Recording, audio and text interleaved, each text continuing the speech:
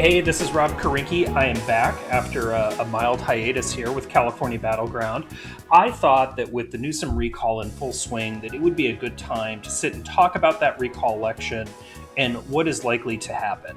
I have been talking for some time and I've been tweeting and so forth that I did not think this was going to be a particularly close election. I've seen not a lot to really disabuse me of that notion. And so why do I think Newsom will prevail and handily so, most likely, or why ought this race not to be close? I guess to hedge a little bit, I think what we should do is just sit down and do the math a little bit, because the math for Republicans in California, if you want to buy into the sort of framing of the recalls, the Republican recall or so forth, why is the math really just so difficult for them? We've been seeing all of these polls that have been coming out saying that this is a really close election. And 538 has been writing about that and doing their polling averaging. And I think not all polls are created equal. Some are a lot better than others. I don't actually disagree with a lot of kind of the crosstabs within some of those polls. But what I think is extremely difficult is to know who is actually going to turn out, how to weight those polls, how to really account for this Republican enthusiasm gap that people have been talking about. The Republicans are so jacked up and fired up to get rid of Newsom, and that even they think a lot of Democrats are going to kind of turn on him. And I think that those are really the two operative questions. There's the two questions of the recall: should Newsom be recalled, and if so, who ought to replace him? I have two different questions. I'm really only focused on that question one. Is the governor going to be recalled? Can you get to 50% plus one on the recall question? And to answer that, you have to know who's going to vote, what the turnout will be, and importantly, by party.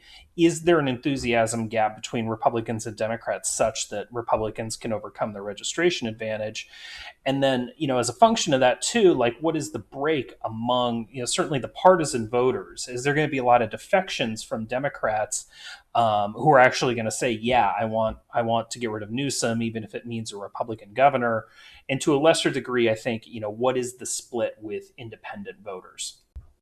So I want to start out with a little bit about where this recall emanated from in the state.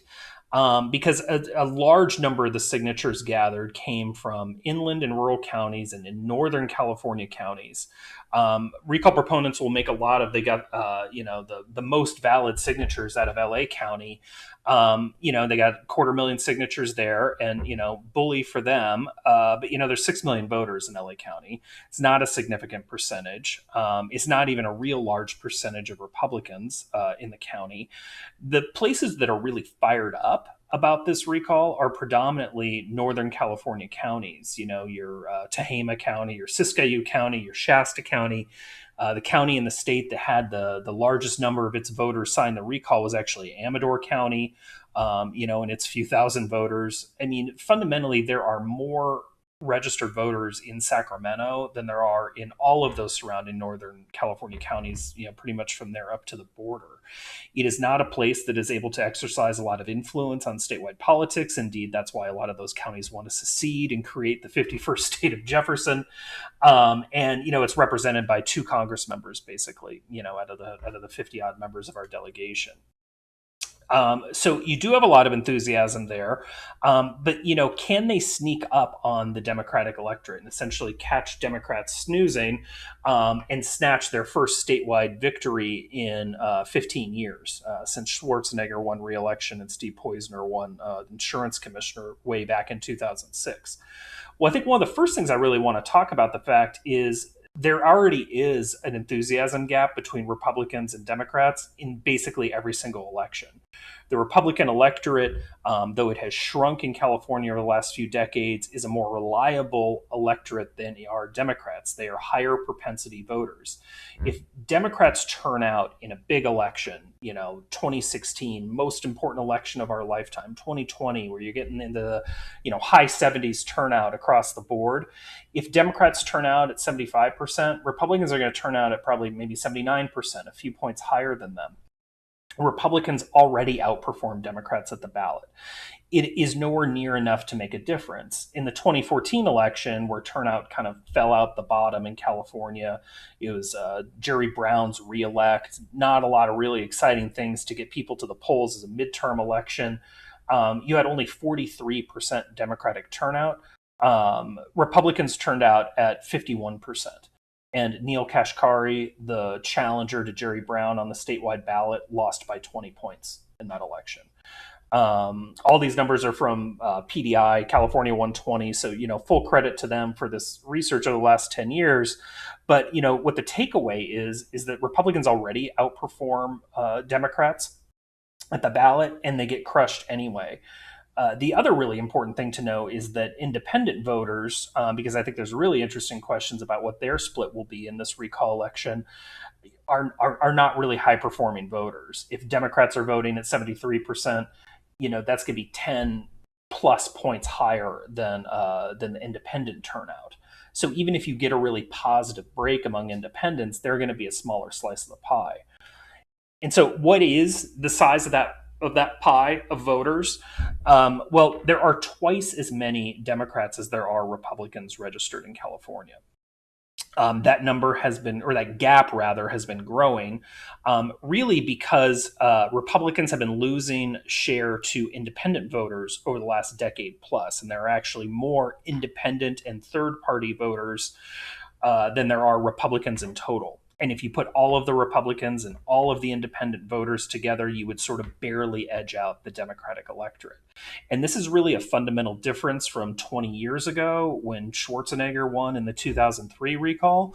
At that time, the spread between Republicans and Democrats was only about 9 percentage points, which was tall, but Republicans would still be competitive, certainly down ballot in some of the lesser known statewide offices. Even in the race for governor, Republicans could still compete.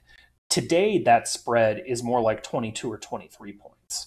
We are in a much more Democratic state than we were even 5 years ago. The Trump era has really just sort of accelerated that gap and cost Republicans substantially in terms of their overall share of the electorate. So you start to think back on, what is this turnout going to look like? You can start to see that you need a Republican turnout that is on par with the best they would do in a general election environment in the high 70s, 80% turnout. And you need to see the Democratic share collapse, basically. And we'll walk through some of those scenarios. Independents also, I want to make a point, they lean Democrat in California on the natural. There are about half of the people that are registered as independents that are actually, basically Democrats. And the number of Republican leaners are really only a little bit better than a third. You really only have about 1 in 6 independent voters who truly perform, in an independent way, who are genuinely up for grabs. And if you think back, to a moment ago, these are also not really reliable voters, particularly in a really partisanized race as this recall has shaped up to be. It's not the kind of place where a lot of independents are going to be inclined to engage. You can make an argument that there's a lot of independents who are small business owners and people who are upset about the handling of the pandemic or more passive, moderate type voters, and that may be true. But I think by and large, these folks are not, they're not political animals.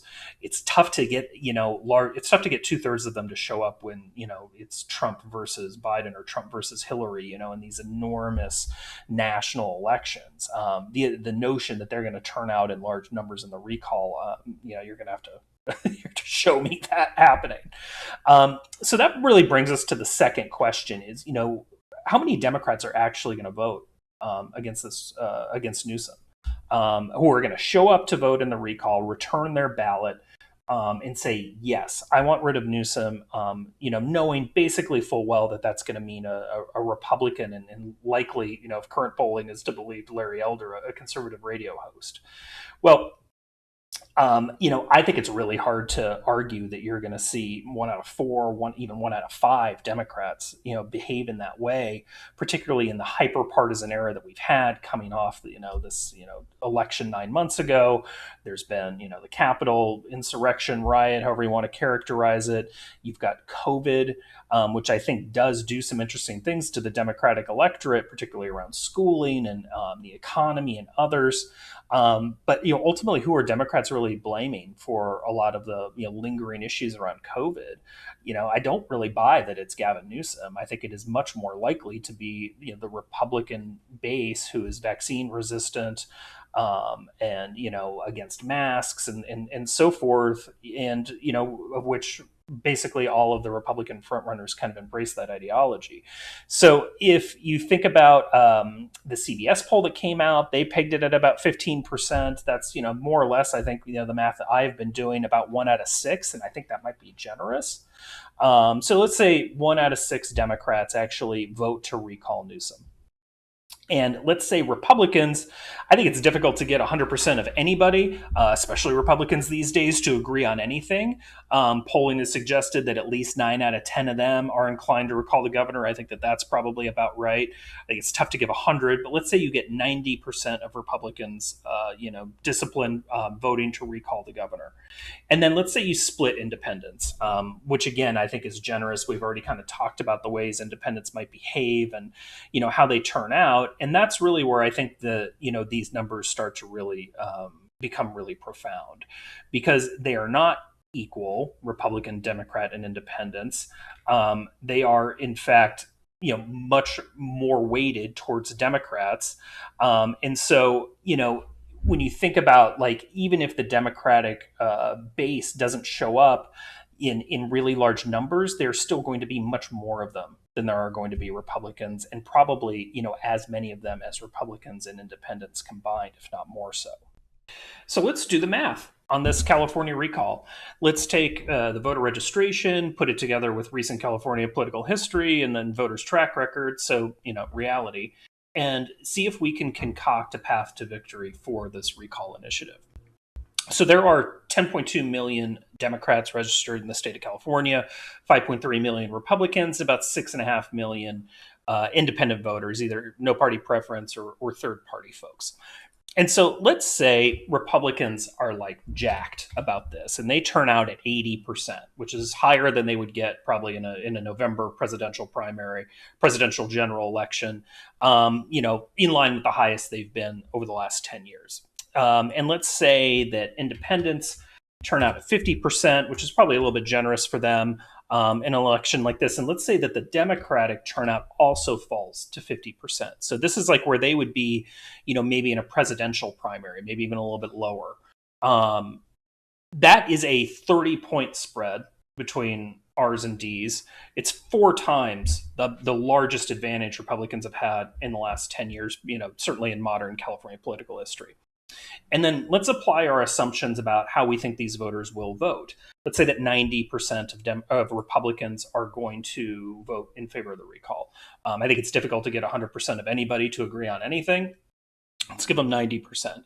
And let's say that you split independents, which again, based on, kind of who independents are in California, is maybe a little bit generous, but, we'll give them a split. And then let's say that you get 15% of Democrats to defect, 1 in 6. And this is in line with, some of the polling that we've seen, some of the more reputable polling. In that scenario, the recall would still lose. It would lose, narrowly 51-49. But again, with a historic advantage for Republicans in terms of the turnout, and I think pretty generous breaks in terms of how these voters actually vote. You could see how steep and large the mountain is for Republicans to climb in California. And it's why I think this sort of enthusiasm discussion is in large part really kind of nonsense. You see polling say like, 80% of Trump voters are really excited to vote in the recall, but only 60% of Biden voters are really excited.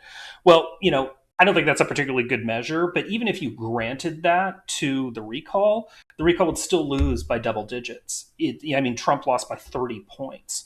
So his voters being really jacked up, they're so far outnumbered that, it kind of doesn't really matter. You can run this scenario a number of ways. Republicans typically have, anywhere between like a 3 and 8 point advantage over Democrats anyway in terms of enthusiasm, as we've discussed. So let's take the 2014 election, which was the largest advantage Republicans have had in the last 10 years, 8 points in terms of, their party turnout, and see how that lines up. Again, the most favorable election, low turnout environment, more Republican enthusiasm than Democrats that we've seen in reality in the last 10 years.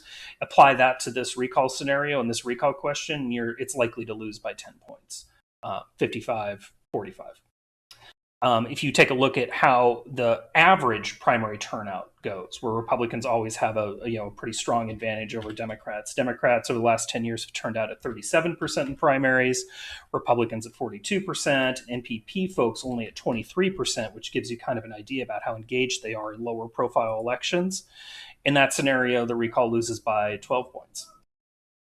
So, you can play around with these numbers and you could say like, oh, but the French Laundry or, Newsom's handling of the wildfires or, the schools or whatever is drawing all of these Democrats off of Newsom. Maybe. That's that's what we'll see here. It's why they play the games, and we've got a couple weeks to find out. But I think in this hyper polarized environment, coming off the 2020 elections, everything that's kind of going on, which is at the national level, which is seeking to reinforce a lot of those partisan trends. I think that if there, to the degree there's personal animus against Newsom or frustration about some of the state level policies, those are lower profile than our federal issues. But I think to a large degree, they also serve to turn out the Democratic base and reinforce their party discipline as well. So, all of the atmospherics are kind of against the recall, in my opinion. They have an enormous monetary disadvantage from Newsom and the recall antagonists, such that Newsom can spend the better part of $1 million a day down the home stretch just saying vote no. And there's really no breakout star. Certainly there's no Arnold Schwarzenegger in this recall. There's barely even a Gary Coleman. I mean, Caitlyn Jenner is playing to like a couple dozen people, in largely empty Pasadena conference rooms. John Cox is traveling the state with a ball of trash and cutting ads with expletives in them. And poor Kevin Falconer is down in the low single digits. It's Larry Elder who seems to be, distancing. He's in a whirlwind of negative news, but seems to be head and shoulders above the field.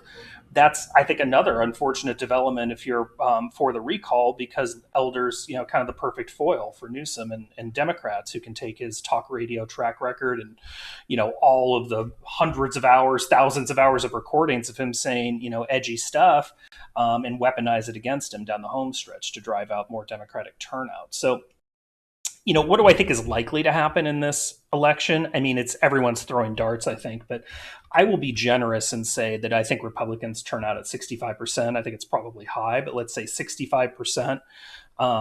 Let's say that independents turn out at 40%, which is, again, maybe a shade high. And let's say that Democrats crack 55%. These are the numbers that I've been kind of toying with, playing around with. That gets you to, basically a 10-point victory for Newsom and the anti-recall forces. It would get you to about 55-45. That's my shot. I'm shooting it. We'll see, in the next couple weeks. I could be proven wrong. There could be something that, we just don't understand about what's going on in the California electorate.